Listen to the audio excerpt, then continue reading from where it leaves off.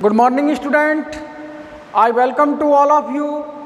Online classes में gender school and society BA B.Ed BSc B.Ed में आप पढ़ रहे हैं जीवन दक्षता। प्रशिक्षणार्थियों, इससे पहले वाले पाठ में मैं आपसे चर्चा कर रहा था धार्मिक पक्ष में दक्षता की।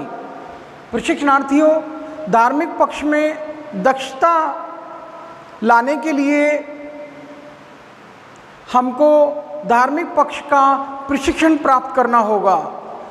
चर्चा इस बात को लेकर है कि इंसान के लिए इस दुनिया में 3 धर्मों का हवाला दिया गया है। आप देख लीजिए, सबसे पहला धर्म है सामान्य धर्म, जिसको मानव धर्म भी कहते हैं। प्रशिक्षणार्थियों, इंसान के लिए इस खुदा ने, ईश्वर ने, मालिक ने एक ऐसी रचना की है जिसके लिए उसके जैसा दुनिया में कोई दूसरा प्राणी जगत में कोई व्यक्ति नहीं है, दूसरा प्राणी कोई नहीं है। कुरान में भी हवाला दिया गया है, लक़द खलक़नल इंसाना फ़ी अहसनि तक़वीम। हमने इंसान को खूबसूरत सांचे में ढालकर बनाया। आप देख लीजिए, पूरी दुनिया का अध्ययन करके आप पूरी दुनिया को डोल डोल कर घूम लो, लेकिन आप यही गीत गाओगे कि तेरे जैसा कोई नहीं देखा, मैंने दुनिया देखी डोल डोल डोल। प्रशिक्षणार्थियों, चाहे आप ताजमहल चले जाएं, चाहे यूनान के हैंगिंग गार्डन देख लें, या पीसा की झुकी हुई मूर्ति देख लें, या व्हाइट हाउस अमेरिका चले जाएं, या मिस्र के पिरामिड, लेकिन जब तक आप अपने इंसानों से नहीं मिलते हो आपको चैन नहीं आता। चाहे वो ताजमहल हो, या मिस्र के पिरामिड हो, या बेबीलोन के या यूनान के हैंगिंग गार्डन हो, पीसा की झुकी मूर्ति हो, आपको सुख नहीं दे सकती। चाहे आपका झरना हो, नदियाँ हो, पहाड़ हो, पर्वत हो, हिमालय पर्वत हो या अल्पास पर्वत हो, आपको वो सुख नहीं दे सकता। आपको सुख देगा तो आपके अपने, आपकी माँ, आपके फादर, आपका भाई, आपकी बहन, आपके मित्र, आपके दोस्त, ये आपको सुख देते हैं। चाहे बड़े से बड़ा पशु पाल लो, अच्छे से अच्छे पक्षी पाल लो, अच्छे से अच्छे भोजन कर लो, चंद लम्हों का सुख है। लेकिन माँ बाप, परिवार, मियाँ बीवी, बच्चे, ये सुख अनमोल है। प्रशिक्षणार्थियों, इस सुख के लिए उस क्रिएशन का, उस खुदा का जितना थैंक्स कहें कम है। क्यों कि मानव को मानव बनाना ये मानवता का धर्म है, ये दुनिया का सामान्य धर्म कहलाता है। क्योंकि खुदा ने हमारे लिए, ईश्वर ने, मालिक ने, विधि ने, विधाता ने ऑप्शंस दिए हैं। क्या ऑप्शंस दिए हैं? आप चाहो तो ये बन सकते हो, आप चाहो तो वो बन सकते हो। अब व्याख्या करूँगा, तब आप सोच लीजिएगा क्या बन सकते हो। खुदा ने अपने साथ साथ असिस्टेंट फरिश्ते बनाए। अपने साथ क्या बनाए? फरिश्ते।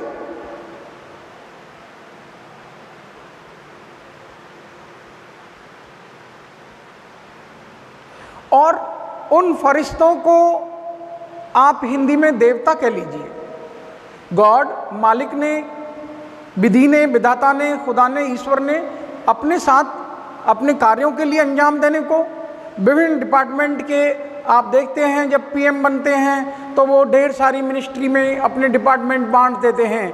चिकित्सा मंत्री, शिक्षा मंत्री, रक्षा मंत्री, स्वास्थ्य मंत्री, खेलकूद मंत्री, पर्यटन मंत्री और ढेर सारे रेल मंत्री, मंत्रालय बंट जाते हैं। ठीक उसी प्रकार से वर्षा के देवता, अग्नि के देवता, तो वो जल देवता जो भी हैं वो फरिश्ते कहलाते हैं। तो उनके लिए एक तोहफा ये है कि वो सॉफ्टवेयर ऐसा है कि वो देवता हैं तो देवता रहेंगे, और जो राक्षस हैं वो राक्षस रहेंगे। वो राक्षस देवता नहीं बन सकते, और ये देवताओं के लिए ये गवारा नहीं कि वो राक्षसों के शिकार करें, लेकिन ये इंसान, इसके लिए ऑप्शंस दिए गए हैं। उसको ऑप्शंस क्या है कि वो चाहे तो देवता बन सकते हैं और वो राक्षस भी बन सकते। इंसान के लिए ऑप्शंस हैं कि वो चाहे तो राक्षस बन जाए और वो चाहे तो देवता भी बन जाए। प्रशिक्षणार्थियों, ये मानव धर्म आपके लिए, मानवता का धर्म यही पाठ पढ़ाता है कि बड़े भाग हमारे के मानुष तन पावा। जैसा कि मैंने आपसे जिक्र किया कि इंसान से खूबसूरत इस संसार में कोई दूसरा प्राणी नहीं है। अवस्था, वर्ण, जाति, लिंग, रंग, राजा, प्रजा, धनी, निर्धन, इन सब बातों को पुनः सुन लीजिए। प्रशिक्षणार्थियों, यहाँ पर आपको आपके पक्ष को, जीवन के पक्ष को दक्ष करने का मकसद है। और प्रशिक्षणार्थियों, ये जीवन पक्ष में दक्षता हासिल करने के लिए मैं आपसे जिक्र कर रहा हूँ कि आप देखिएगा, अवस्था, वर्ण, जाति, लिंग, रंग, राजा, रंक, अमीर, गरीब, इन भेदों को मिटा दो तो आपको सारा संसार ऐसा नजर आएगा कि आप ही हैं। आपको आईना नजर आ जाएगा। आईने में आप खड़े होकर देखिएगा, जैसी शक्ल सूरत आपकी है वो ही नजर आएगी।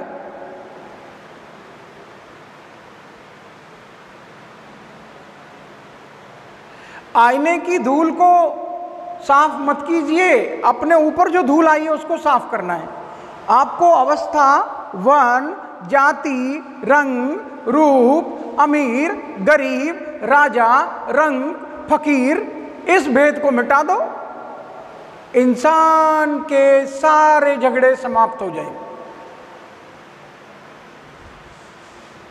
आपका धार्मिक पक्ष मजबूत हो जाएगा। उद्देश्य क्या है कि आपके धार्मिक पक्ष को किस प्रकार से मजबूती दी जाए। सबका धर्म सामान्य है। आप राजा और रंग के भेद को मिटा दीजिए। प्रशिक्षणार्थियों,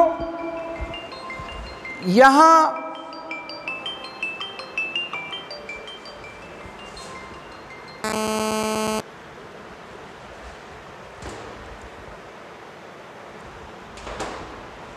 प्रशिक्षणार्थियों, आपको वर्ण, जाति, लिंग, राजा, रंग, फकीर, धनी, निर्धन, इन भेदों को मिटाकर देख लीजिए। आपको ये संसार में सब जो नजर आएंगे वो समान नजर आएंगे। तो मैं समझता हूँ इंसान का हो, इंसान से भाईचारा, यही पैगाम हमारा। इंसान का हो, इंसान से भाईचारा, यही पैगाम हमारा। प्रशिक्षणार्थियों, ये मानवता का धर्म, ये सामान्य धर्म है, तो ये इंसान को सदाचरण के पक्ष को मजबूती प्रदान करता है, इंसान के नैतिक पक्ष को मजबूती प्रदान करता है। आप जरा इन भेदों को मिटाकर तो देखो। लिंग का भेद मिटाओ, स्त्री पुरुष, रंग और रूप का भेद मिटाओ, वर्ण का भेद मिटाओ, जातियों का भेद मिटाओ, राजा और रंग होने का भेद मिटाओ। आपको धनी निर्धन का ये भेद मिटाना होगा, तो आपसे ज्यादा दुनिया में किसी का धार्मिक पक्ष मजबूत नहीं होगा। जब तक ये भेद बनते रहे, ये रूढ़िवादिता, ये भाग्यवादिता, ये संकीर्ण सोच, ये कुरीतियां, प्रशिक्षणार्थियों, इनके बदौलत हमने अपने मानव धर्म को, अपने इंसान होने के इस फर्ज से हम वंचित हो गए।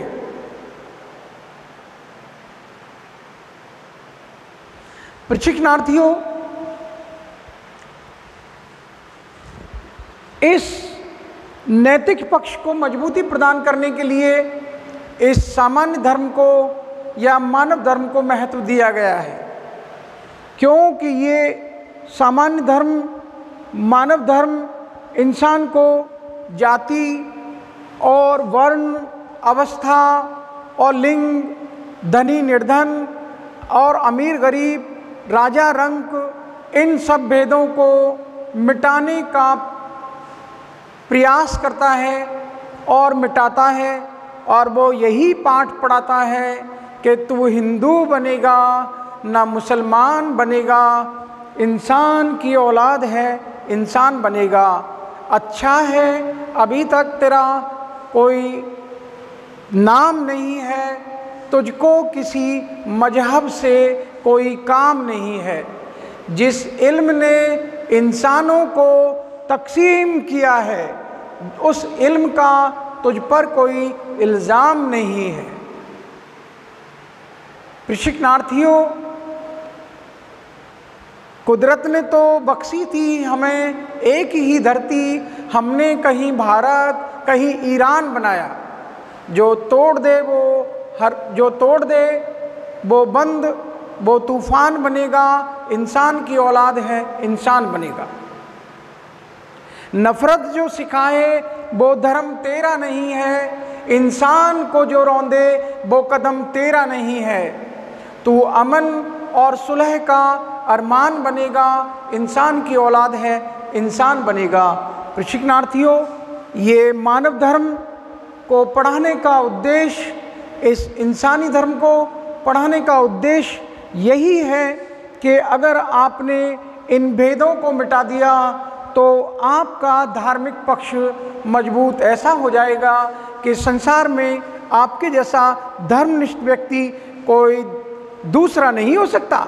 मैं लिख कर दे दूं, दावे के साथ कह दूं कि अगर आपने ये इंसानियत का धर्म पढ़ लिया, इंसानियत का पाठ पढ़ लिया, तो आपसे ज़्यादा दुनिया में किसी दूसरे व्यक्ति का धार्मिक पक्ष मजबूत नहीं होगा। दूसरा है धर्म का पक्ष विशिष्ट धर्म।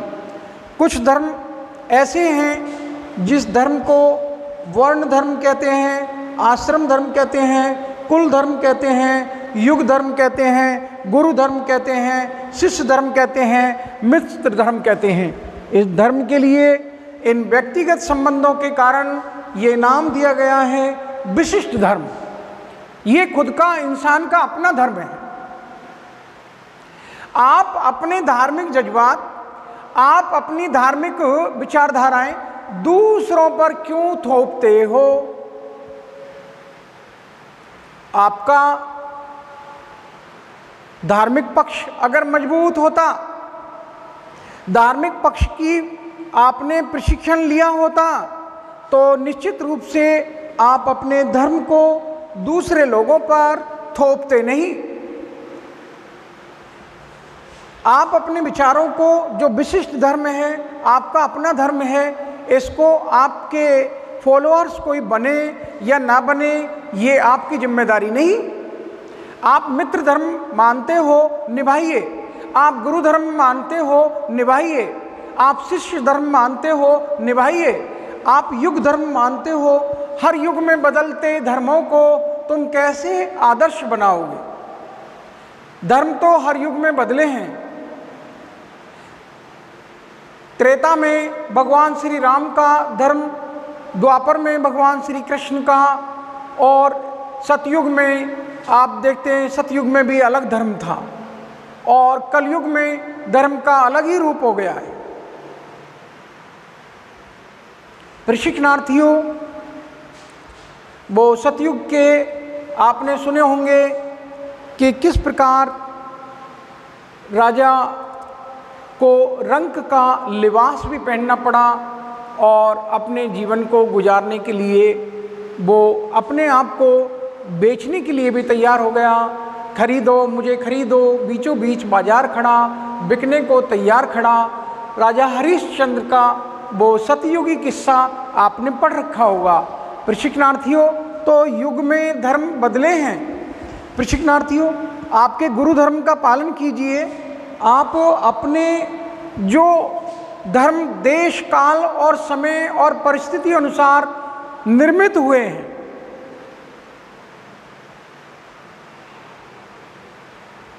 कुदरत ने तो बख्शी थी हमें एक ही धरती, हमने कहीं भारत कहीं ईरान बनाया।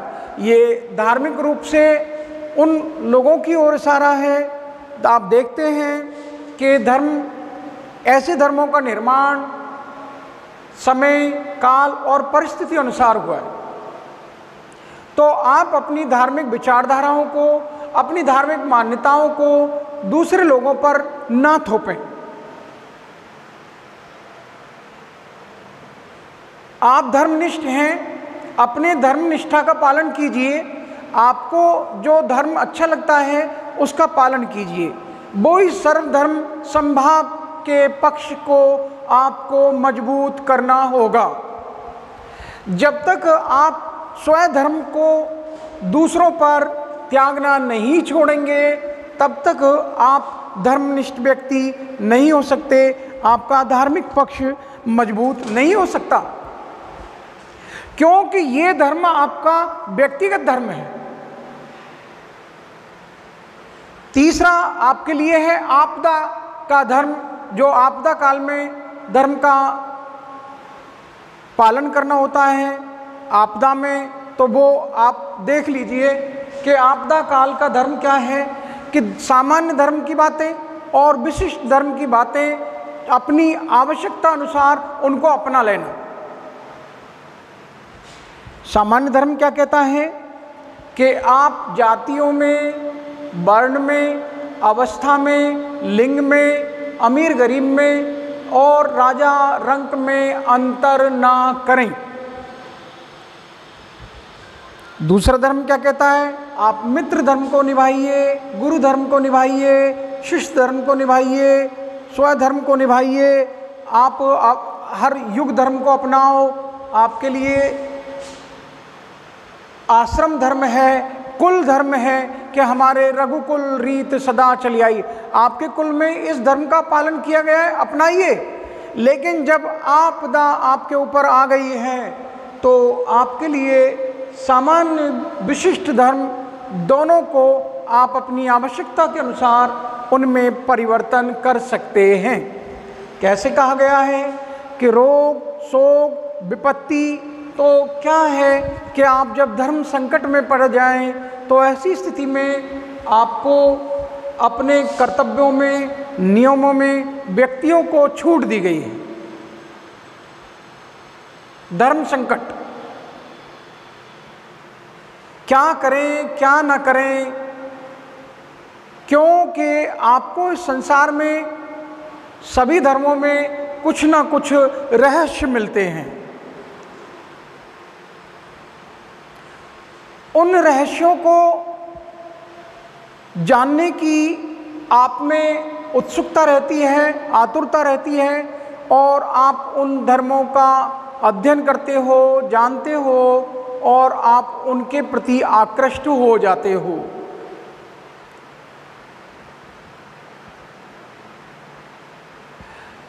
आपको दूध का दूध करना है और पानी का पानी। हंस के बारे में ऐसे कहा जाता है, विद्वानों से सुना है, आपको भी बता देता हूँ कि हंस ऐसा पक्षी है और उसके पास में एक ऐसी शक्ति है कि आप उसके दूध में पानी मिलाकर रख दो तो वो, उसने अपने गले में, कुदरत ने उनके गले में लैक्टोमीटर लगा रखा है, तो वो दूध को ग्रहण कर लेता है, पानी को आपको छोड़ देता है। बहन जी आज दूध में पानी ज़्यादा था, दूध वाले भैया आज पानी ज़्यादा था दूध में।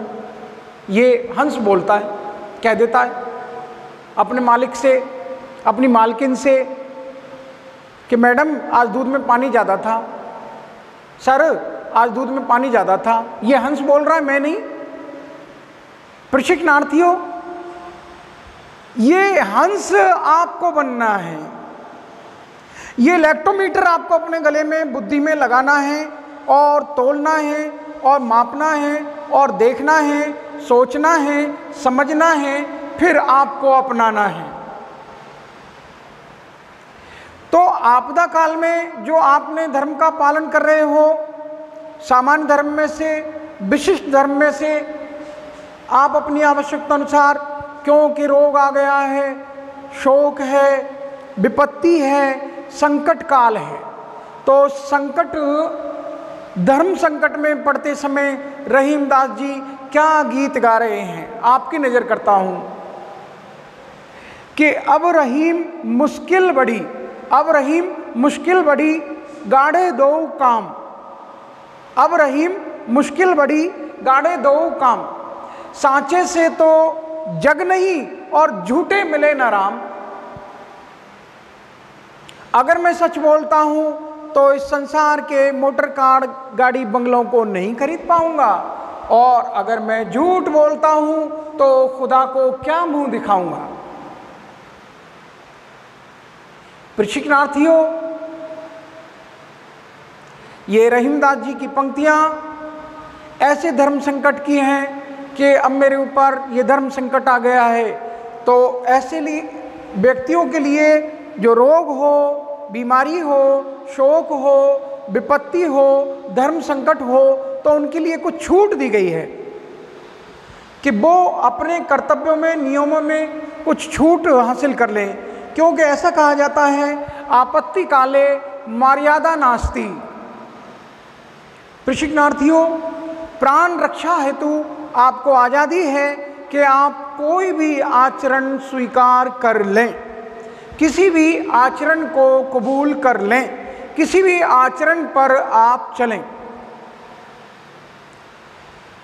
प्रशिक्षणार्थियों, ये धार्मिक पक्ष हैं जिनकी मजबूती के लिए मैं आपसे चर्चा कर रहा हूँ। प्रशिक्षणार्थियों, आपके धार्मिक पक्ष में मजबूती के लिए आपको ये प्रशिक्षण प्राप्त करना होगा जिससे कि आप में सद्गुणों का विकास हो, आप पवित्रता में आ जाएं, आप समर्पित भाव सीख जाएं, प्रेम, दया, सहानुभूति, कर्तव्य निष्ठा और मानसिक शक्ति और मानसिक शांति, आत्मिक शांति। प्रशिक्षणार्थियों, आत्मिक शांति क्या है कि इंसान इस संसार में, मैं समझता हूँ कि धर्मनिष्ठ नहीं होता तो इंसान पागल और दीवाने हो जाते। ये धर्म ही है, धर्म का दामन ही है जो हमको पागल और दीवाने होने से बचाता है। तो इंसान की आत्मिक उन्नति, उसको आत्मिक सुकून कहाँ मिलता है? धर्म में होने से।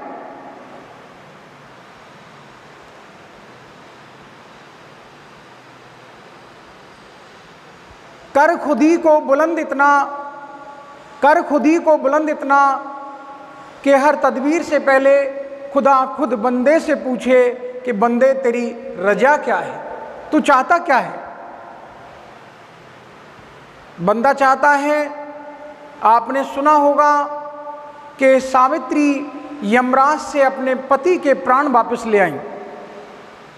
प्रशिक्षणार्थियों, ये आत्मिक सुकून, ये आत्मिक शांति आपको धर्मनिष्ठ, कर्तव्यनिष्ठ और धार्मिक कर्तव्यों का पालन करने से, सद्गुणों का विकास करने से, समर्पण से, पवित्रता से, प्रेम, दया और सहानुभूति से ही प्राप्त होगी।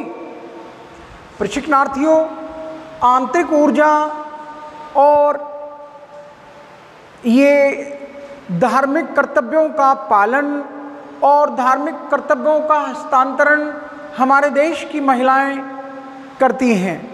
तो क्यों ना हमारे देश की महिलाओं को धार्मिक रूप से, जो उनके साथ लंबे समय से धार्मिक क्षेत्र में, धार्मिक पक्ष में भेदभाव होता आया है, उसको रोका जाए।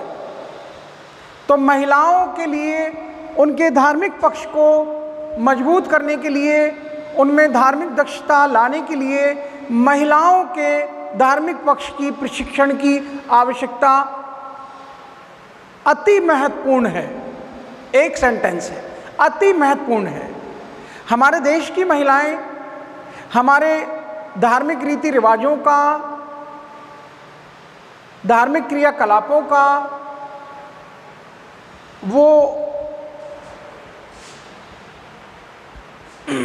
पालन भी करती हैं और हस्तांतरण भी करती हैं।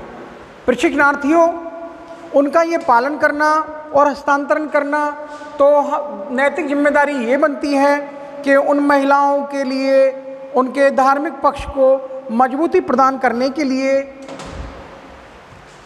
उनको धार्मिक प्रशिक्षण की आवश्यकता है, धार्मिक पक्ष की दक्षता के प्रशिक्षण की आवश्यकता है।